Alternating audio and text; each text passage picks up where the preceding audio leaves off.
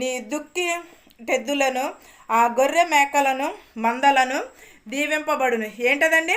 మన గొర్రెలు దీవింపబడాయి, మన భూమి ఫలిస్తుంది, మనము గర్భఫలము ఫలిస్తుంది, మన భూఫలము దీవిస్తానని చెప్పుచున్నాడు.